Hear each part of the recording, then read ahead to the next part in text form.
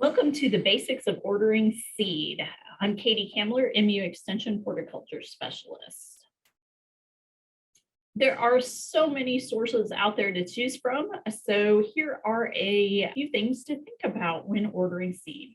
Remember, you want a reputable source, so disease-free seed, high germination rates, all of those things are important.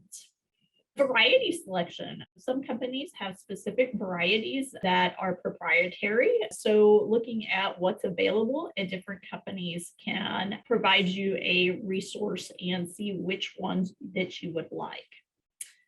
Also think about the quantities available. There is a difference between commercial seed catalogs versus those that are geared toward the home gardener.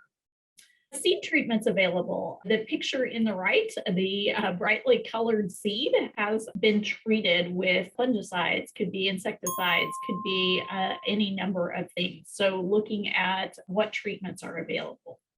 Also, if you're looking for organic seed, some companies specialize in organic, and some companies will do both organic seed and conventional seed. Also want to compare the availability, the pricing, the shipping rates, if there are discounts available. Each company has their own way of conducting business, so compare and contrast and see what's out there. Variety selection. You want to choose seed and plants that grow best in your climate and soil. And remember that we live in Missouri, and Missouri can be challenging on a lot of that. So check out those varieties that will do best here. Also, when you're picking varieties, think about what your market wants. Your end client may determine a lot of what you produce. And then if you're thinking about trying something new and something that may not be familiar to your clientele, you need to make sure you educate them on the use and how to go about fixing it, cooking it, eating it. There is a big difference between commercial catalogs versus those that are geared toward home growers. The commercial catalogs have comparison charts, which I'll show you. They'll have different varieties available than what is available to a homeowner. And then there'll also be quantity pricing. So they will have different quantities available and of course the price ranges that go with those. And then there are also seed treatments. Many of the companies have their own individual seed treatments that may be available. The home gardener, typically these are smaller quantities. We think about a little seed pack. And in a lot of cases, they will have different varieties than what the commercial growers do. So here's an example from a home garden catalog. So it tells you about that specific squash, and then it goes through growing, and then you have a price per packet, and it tells you that the minimum seed count is 20. But when we go to commercial, it's very different. So I, of course, use pumpkins and squash for my examples because those are my favorite topics. But this seed catalog, you can see that they still shows pictures.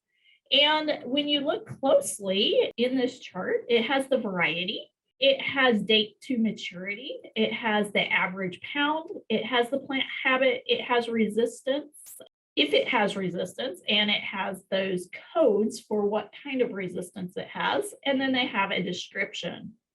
You also might notice over here that they have certain codes with that name, and each catalog is different in what they have those codes and what they use them for. But you can see here, like the Casparita, you can either get it in untreated or treated seed. It is also that company's favorite, and it can be ornamental or edible. So each catalog, as I said, has different codes. Typically, those codes are at the bottom of the pages, so you can refer to those. Also, in a commercial catalog, so you saw the charts with the info, and then they will have separate charts that have the pricing per how much seed that you have or are interested in ordering. So in this case, they go from 50 to lots more volume. Even at this bottom, you could get 10 pounds of baby boo seed. So that would be a lot of pumpkin. Another catalog example, so they will showcase what is new.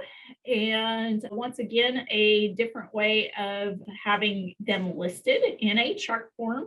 So they have days to maturity, pounds or size, color, plant type, disease reaction, and characteristics of that fruit.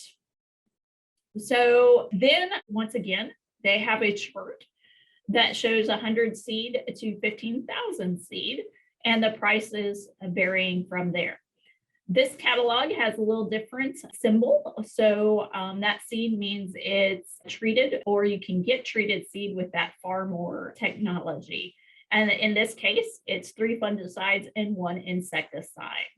Once again, another example. So in this case, they're showcasing all of their different varieties in one picture together, so you can get a good judge on size.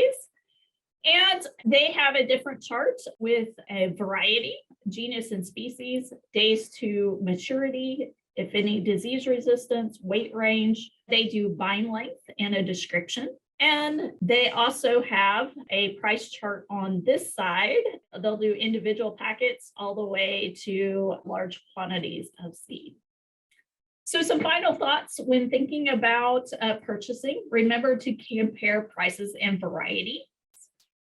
There is a difference between the catalogs and shopping online. So most all of these companies have online ordering and you can shop online. But those catalogs are what has those comparison charts that you can look at.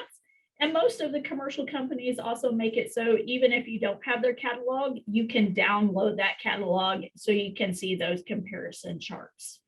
So many times I make my wish list from the catalog and then I will order online. And when you think about making a wish list, it's also knowing what you have available. So inventory of seeds, make list, figure out that I'm going to make an order from this company with certain things because they have these varieties, and another company for another variety or product because they specialize in that. And it's always easy to look at the seeds every year and think, wow, I love all these new varieties. So it's also handy to have an inventory to know what you have and what you don't. Leftover seed. So I know at the end of the season, I never end up planting all the seed that I have. So remember, you can store seed in the freezer or fridge for next year. Some seeds have pretty long shelf life. Just remember that germination may go down after time.